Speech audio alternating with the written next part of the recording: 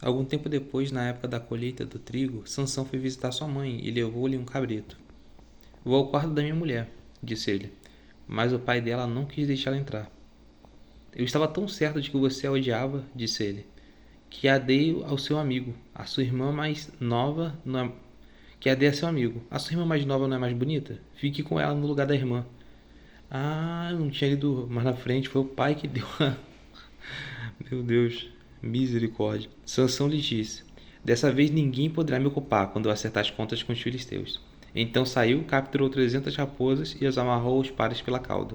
Depois prendeu uma tocha em cada par de caudas, acendeu as tochas e soltou as raposas no meio das plantações dos filisteus. Assim, ele queimou os feixes, o cereal que iam colher e também as vinhas e os olivais. Os filisteus perguntaram: Quem fez isso? E responderam-lhes: Foi Sansão, o genro do Timinita, porque a sua mulher foi dada ao seu amigo. Então os filisteus foram queimados. Queimados não. Então os filisteus foram e queimaram a mulher e seu pai. Sansão lhes disse: Já que fizeram isso, não sossegarei enquanto não me vingar de vocês. Ele os atacou sem dó, nem piedade, fez terrível matança. Depois desceu e ficou numa caverna de rocha de Etã. Os filisteus foram para Judá e lá acamparam, espalhando-se pelas proximidades de Lei.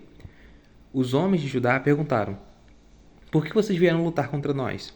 Eles responderam: Queremos levar Sansão, amarrado para tratá-lo como ele nos tratou. 3.000 homens de Judá desceram então à caverna das rochas de Etã e disseram a Sansão: Você não sabe que os filisteus dominaram sobre nós? Você viu o que ele nos fez? E ele respondeu: Fiz a eles apenas o que eles me fizeram. Disseram-lhes: Viemos amarrá-lo para entregá-lo aos filisteus. Sansão disse: Jurem-me que vocês mesmos não me matarão. Certamente que não, responderam. Somente vamos amarrá-lo e entregá-lo nas mãos deles. Não o mataremos. E o prenderam com 2 cordas novas e o fizeram sair da rocha. Quando ia chegando a lei? Quando ia chegando a lei, os filisteus foram ao encontro deles aos gritos. Mas o Espírito do Senhor apossou-se dele. As cordas em seus braços se tornaram como fibras de linho queimada, e os laços caíram das suas mãos. Encontrando a carcaça de um jumento, pegou a queixada e com ela matou 1.000 homens. Disse ele então: Com uma queixada de jumento fiz deles montões. Com uma queixada de jumento matei 1.000 homens. Quando acabou... Eita, eita, eita câmera. Quando acabou de falar, jogou fora a queixada e o local foi chamado Ramat-Lei. Sansão estava com muita sede e clamou ao Senhor: Deste pelo menos deste pela mão de teu servo esta grande vitória. Morrerei eu agora de sede para cair nas mãos dos incircuncisos? Deus então abriu a rocha que há em Lei, e dela saiu água. Sansão bebeu, suas forças voltaram, e ele recobrou o ânimo. Por esse motivo essa fonte foi chamada em Acoré, e ainda há esta em Lei. Sansão liderou Israel durante 20 anos, no tempo do domínio dos filisteus. Certa vez foi a Gaza, viu ali uma prostituta e passou a noite com ela. Disseram ao povo de Gaza: Sansão está aqui. Então cercaram o local e ficaram à espera dele a noite toda, junto à porta da cidade. Não se moveram a noite inteira, dizendo: Ao amanhecer o mataremos. Sansão, porém, ficou deitado só até meia-noite. Levantou-se, agarrou firme a porta da cidade com os batentes e os arrancou, com tranque e tudo. Pôs tudo nos ombros e os levou ao topo da colina, que fica defronte de Hebrom. Depois dessas coisas, ele se apaixonou por uma mulher do vale de Sorek, chamada Dalila. Os líderes dos filisteus foram dizer a ela: Veja se consegue induzi-lo a mostrar para você o segredo da sua grande força, e como poderemos dominá-lo para que o amarremos e o subjuguemos. Cada um de nós dará a você 13 quilos de prata. Disse, pois, Dalila a Sansão: Conte-me, por favor, de onde vem a sua grande força, e como você pode ser amarrado e subjugado. Respondeu-lhe Sansão: Se alguém me amarrar com 7 tiras de couro ainda úmidas, ficarei tão fraco quanto qualquer outro homem. Então os líderes dos filisteus trouxeram a ela 7 tiras de couro ainda úmidas, e Dalila o amarrou com elas. Tendo homens escondidos no quarto, ela o chamou: Sansão, os filisteus estão atacando. Mas ele arrebentou as tiras de couro como se fosse fio de estopa, posto perto do fogo. Assim, não se descobriu de onde vinha sua força. Disse Dalila a Sansão: Você me fez de boba, mentiu para mim. Agora conte-me, por favor, como você pode ser amarrado? E ele disse: Se me amarrarem firmemente com cordas que nunca tinham sido usadas, ficarei tão fraco quanto qualquer outro homem. Dalila o amarrou com cordas novas. Depois, tendo homens escondidos no quarto, ela os chamou: Sansão, os filisteus estão atacando. Mas ele arrebentou as cordas de seus braços como se fosse uma linha. Disse Dalila a Sansão: Até agora você me fez de boba e mentiu para mim. Diga-me, como pode ser amarrado? E ele respondeu: Se você tecer num pano as 7 tranças da minha cabeça e os prender com uma lançadeira, ficarei tão fraco quanto qualquer outro homem. Assim, enquanto ele dormia, Dalila teceu as 7 tranças de sua cabeça num pano e o prendeu com a lançadeira. Novamente ela o chamou: Sansão, os filisteus estão atacando. Ele despertou do sono e arrancou as lançadeiras e o tia com os fios. Então ela lhe disse: Como você pode dizer que me ama se não confia em mim? Essa é a terceira vez que você me faz de boba. Não contou o segredo da sua grande força. Importunando-o o tempo todo, ela o cansava dia após dia, ficando ele a ponto de morrer. Por isso, ele lhe contou o segredo. Jamais se passou navalha em minha cabeça, disse ele, pois sou nazireu, desde o ventre materno. Se fosse rapado o cabelo da minha cabeça, a minha força se afastaria de mim, e eu ficaria tão fraco quanto qualquer outro homem.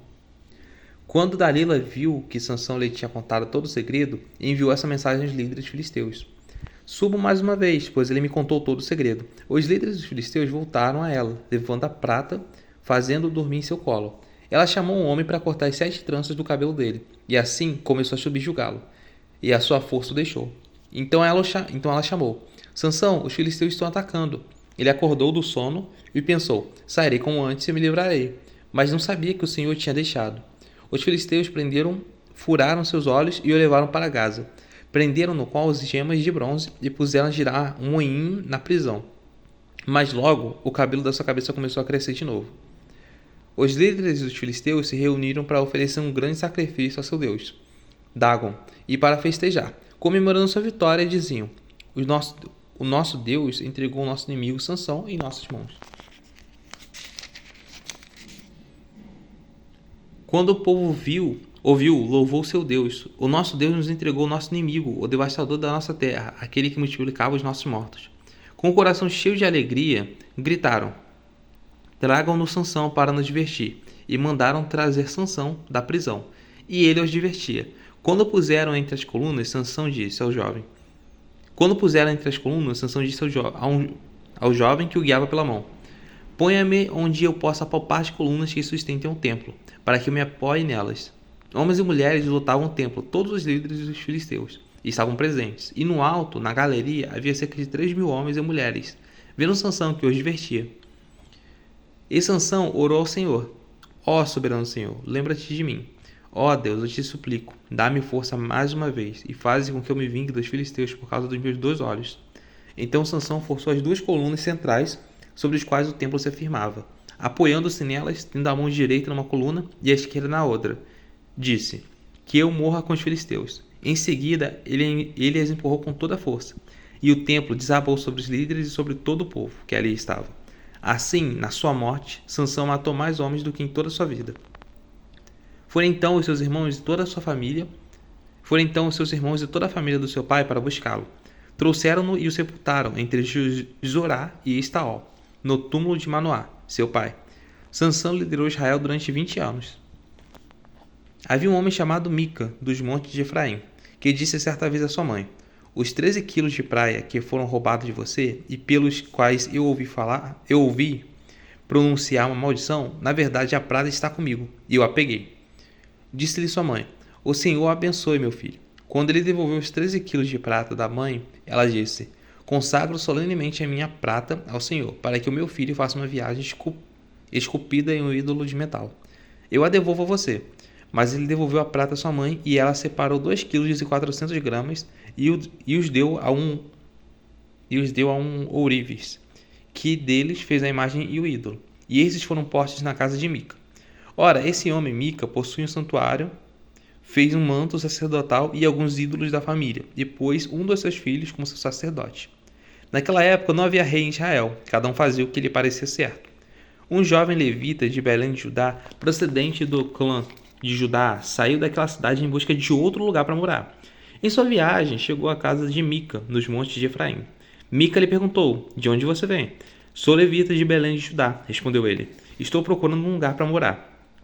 Fique comigo, disse-lhe Mica. Seja meu pai sacerdote, e eu darei a você 120 gramas de prata por ano, roupas e comida.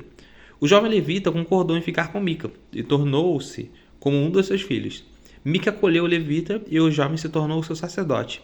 Ele ficou morando em sua casa. E Mica disse: Agora sei que o Senhor me tratará com bondade, pois esse levita se tornou meu sacerdote. Naquela época não havia rei em Israel, e a tribo de Dan estava procurando um local de onde se estabelecer, pois ainda não tinha recebido herança entre as tribos de Israel. Então enviaram 5 guerreiros de Zorá de Estaol e de Estaol para espionarem a terra e explorá-la entre os homens. Esses homens representavam todos os clãs das tribos. Disseram-lhes: Vão, explorem a terra. Os homens chegaram aos montes de Efraim e foram à casa de Mica, onde passaram a noite. Quando estavam perto da casa de Mica, reconheceram a voz do jovem levita. Aproximaram-se e lhe perguntaram: Quem o trouxe para cá? O que você estava fazendo nesse lugar? E por que você está aqui? O jovem lhes contou o que Mica fizera por ele e disse: Ele me contratou e eu sou seu sacerdote. Então eles lhes pediram: Pergunte a Deus se a nossa viagem será bem-sucedida. O sacerdote lhe respondeu: Voe em paz, sua viagem tem a aprovação do Senhor. Os 5 homens partiram e chegaram a Laís, onde viram que o povo vivia em segurança, como sidônio, despreocupado e tranquilo, e gozava a prosperidade, pois a sua terra não deixava faltar nada. Viram também que o povo vivia longe dos sidônios, e não tinham relações com nenhum outro povo. Quando voltaram a Zorá e a Estaol, seus irmãos lhe perguntaram: O que descobriram? E eles responderam: Vamos atacá-lo, e vimos que a terra era boa. Vocês vão ficar aí sem fazer nada? Não hesitem em ir apossar-se dela. Chegando lá, vocês encontrarão um povo despreocupado e uma terra esperançosa que Deus pôs nas mãos de vocês, terra onde não falta coisa alguma.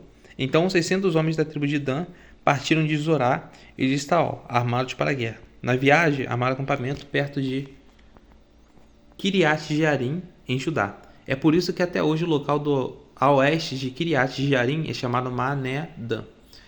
Dali foram para os montes de Efraim e chegaram à casa de Mica. Os 5 homens que haviam espionado a terra de Laís disseram a seus irmãos: Vocês sabiam que numa casa dessas há um manto sacerdotal, ídolos da família, uma imagem esculpida e um ídolo de metal? Agora vocês sabem o que devem fazer. Então eles se aproximaram e foram à casa do jovem levita, a casa de Mica, e o saudaram. Os 600 homens de Dan, armados para a guerra, ficaram junto à porta. Os 5 homens que haviam espionado a terra entraram e apanharam a imagem, o manto sacerdotal, os ídolos da família e o ídolo de metal, enquanto o sacerdote e os 600 homens armados permaneciam à porta. Quando os homens entraram na casa de Mica e apanharam a imagem, o manto sacerdotal, os ídolos da família e o ídolo de metal, o sacerdote lhe perguntou: O que é que vocês estão fazendo? Eles lhes responderam: Silêncio, não diga nada. Venha conosco e seja nosso pai sacerdote. Não será melhor para você servir como sacerdote numa tribo de um clã de Israel do que apenas de uma família de um só homem? Então o sacerdote se alegrou. Apanhou o manto sacerdotal, os ídolos da família e a imagem esculpida e se juntou à tropa. Pondo os seus filhos, os seus animais e os seus bens na frente deles,